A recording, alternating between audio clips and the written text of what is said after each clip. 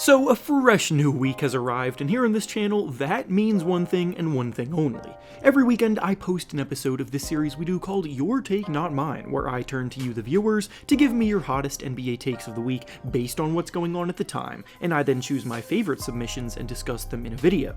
This week, March Madness continued to bring even more madness as upsets and Cinderellas have been popping up regularly, and in the NBA world, more drama is unfolding as the season approaches its end, so we definitely have plenty to discuss.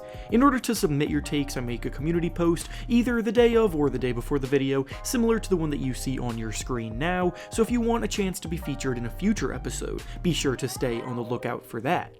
Before we start though, I want to thank PrizePicks for sponsoring today's video. PrizePicks is a skill-based, real-money, daily fantasy sports game where you select 2 to 6 players and guess if they will hit more or less than their projection, and if you get it right, you can win. Plus, with their new Demons and Goblins lines, you can now win up to 100 times your original entry. Obviously, we're all basketball fans here, but PrizePicks has almost every sport you can think of available to choose from and play. To add to the fun, they also offer frequent bonuses, discounts, and weekly promotions such as Taco Tuesday and Flex Friday, plus so many more specialty free spaces to watch for throughout the year, so you don't want to miss those. For today's slate of games, I'm going with Cole Anthony to score over 11.5 points, Malik Beasley to score less than 14 points, and Brook Lopez to make over 1.5 threes in this week's entry. To sign up, go down to the link in the description and use promo code REFERENCE when you sign up to get a deposit match bonus of up to $100. Once again, thank you to PrizePicks for sponsoring the video. Now let's get back to the topic at hand. The first take we'll be discussing today comes to us from Paul, and he says that Shai Gilgeous-Alexander shouldn't even be in the MVP conversation because he's not any better than he was last year. The team around him just got better. Before anything else gets said, I'm going to start off by saying that the overall premise of this take is ridiculous and wrong, and that I definitely disagree with it at face value. Shai Gilgeous-Alexander is one of the most productive and efficient scorers and playmakers in the entire league, and that level of play deserves MVP consideration. To say otherwise is borderline hating and nothing more. With that being said though, I'm going to be looking at this premise from the perspective of whether or not SGA should realistically win the award or even get first place votes for it, because that's a more realistic debate to be had on the subject. We're now in the 4th season in a row of Nikola Jokic dominating the MVP conversation, and while Joel Embiid has given him a good run for his money in prior years, even winning the award last season, he's no longer in the conversation because of the injury that he suffered a few months ago. It's never fun when the MVP conversation is a one-person race, but that's pretty much what it has felt like ever since Embiid went down, because the truth of the matter is that Jokic is a tier above the rest of the pack. Voter fatigue and fan fatigue are very real in the sense that people naturally like to see parity with these kinds of things, but at this point in the season, Jokic is even taking over the categories that other candidates used to have to make it interesting. In terms of basic production, Jokic is the only NBA player that ranks in the top 10 of the league in scoring, rebounding, and assists per game, as he threatens to put up a triple-double on any given night. In terms of more advanced metrics, the Nuggets are a whopping 19.1 points per 100 possessions better when he's on the court versus when he's on the bench, which is a swing larger than any other MVP candidate this year by a wide margin, demonstrating just how vital he is to the Nuggets' success. Then, of course, the one thing that Shai Gilgeous-Alexander had over Jokic for a lot of the year, team record, doesn't even favor Shai anymore, as the Nuggets have the same record and are firmly in the running for the #1 seed in the West now. Shai Gilgeous-Alexander is an exceptional talent that is leading the way for a young Thunder team becoming contenders, but we can't keep pretending that he's doing it with no help when the Thunder are a ridiculously deep team filled with budding talent throughout the rotation at every position.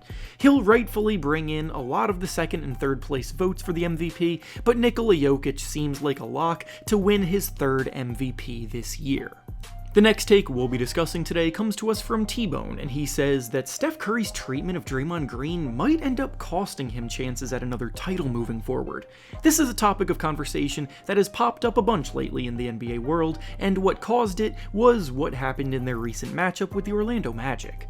Draymond argued a foul call 4 minutes into the game and got a technical. He continued to yell in the ref's face after he was given that first technical. Steph Curry even walked over to him and tried to calm him down and pull him away from the ref to de-escalate the situation, but there was no stopping Draymond from pulling a Draymond in that moment, so the ref ended up giving him a second tech right after, resulting in him getting ejected.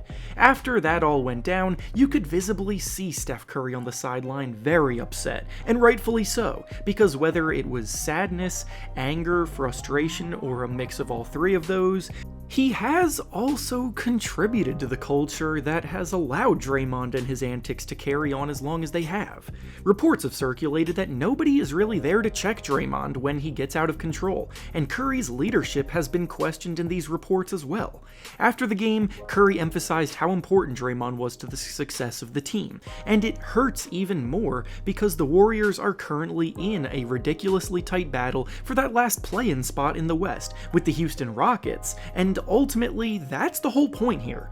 Draymond knows how important every game is from here on out, with the Rockets just one game behind them in the standings. Yet, he still has these outbursts on what seems like a weekly basis, and not even Curry will stand up to him. At this point, the cold hard truth is that the Warriors probably do need to move on from him because he simply can't be relied upon anymore to control himself, and the suspensions that he has been dealt this year prove it. And finally, the last take we'll be discussing today comes to us from Sam, and he says that the biggest threat to the Celtics aren't any of the other contenders, it's themselves. Takes like this usually come off as a bit arrogant, but this year it's hard to argue against the Celtics being the team to beat.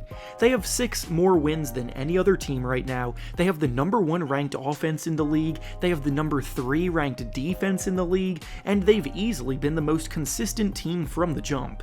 They went out and made big-time win-now moves the last offseason that are now paying off. They've put together arguably the deepest team in playoff contention, and beating them in a 7-game series is going to be no easy task.